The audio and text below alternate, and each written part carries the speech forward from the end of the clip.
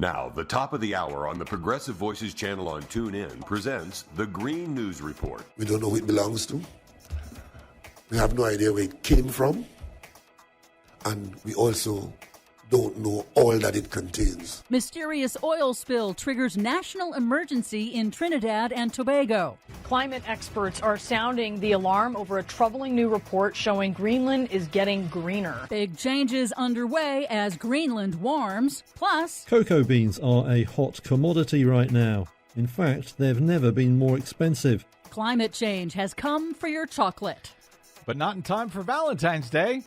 All of those stories and more straight ahead from BradBlog.com. I'm Brad Friedman. And I'm Desi Doyen. Stand by for 6 minutes of independent green news, politics, analysis, and snarky comment. This is some terrible news because I just learned that climate change is actually threatening cocoa production, which means less chocolate for people who love it like me, and that changes everything. Oh, so now you give a damn, eh, lady?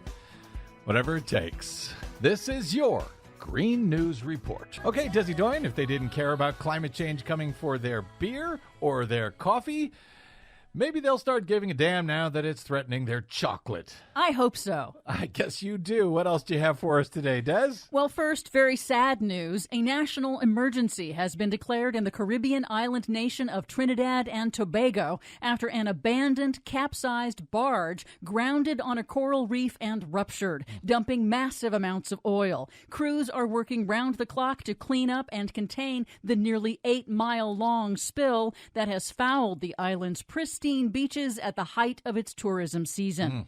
As we go to air, the Prime Minister says it is still unclear who owns the vessel, how much oil has spilled, and how much still remains in the barge. They have no idea where this ship came from? It just washed up and spilled? They have an idea about where the ship came from, but its ownership is still unclear. It was being towed from one island to the next, but then it was abandoned somehow at some point. Wow.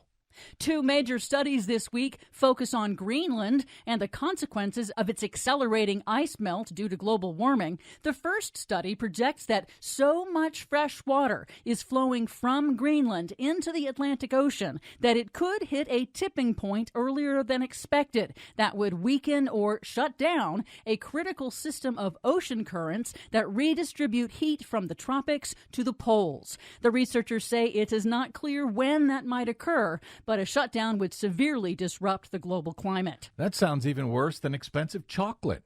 The second study finds that Greenland is getting greener. Satellite data show significant areas of Greenland now have vegetation where ice has disappeared as the planet warms due to human activities. Since the 1980s, 11,000 square miles of Greenland's ice sheet and glaciers have melted, but nearly 3 times that area has been replaced by barren rock, shrubs, and methane-producing wetlands. The ecosystem shift is also altering the flow of nutrients into coastal waters, affecting marine life and contributing to rising sea levels.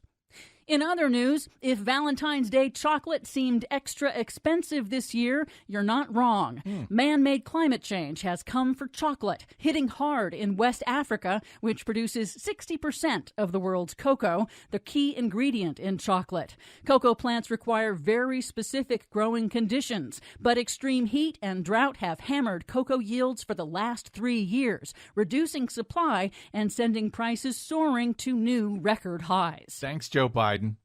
Wildfires are reversing hard-won gains against air pollution across the U.S. A new study by nonprofit First Street finds that air quality has been declining since 2016 due to man-made global warming. Rising temperatures have boosted levels of dangerous ozone in the air, and increasing heat and drought is worsening wildfires, causing smoke to reach more areas of the United States. The new study details how and where air pollution from wildfires will increase over the next 25 years, exposing about half of all Americans to unhealthy levels of air pollution, raising the risk of heart and lung disease. What else you got for us, Chuckles? Well, some better news. Walmart, the nation's largest retailer, is addressing the lack of electric vehicle charging stations. Late last week, the retail giant announced it is expanding its fledgling EV fast charger network at nearly 1,000 new and existing stores across the U.S. over the next few years.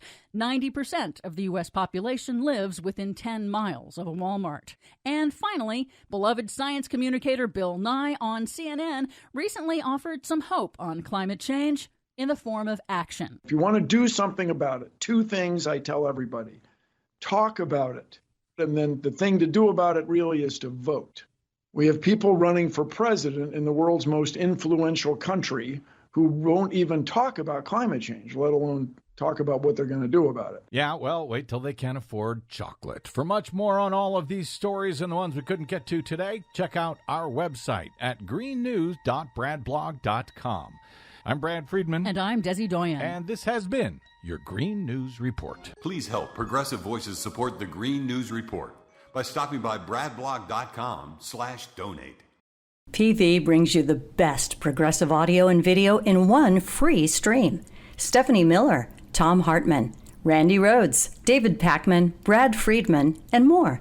Search Progressive Voices on the TuneIn app. Download the free Progressive Voices app or go to progressivevoices.com.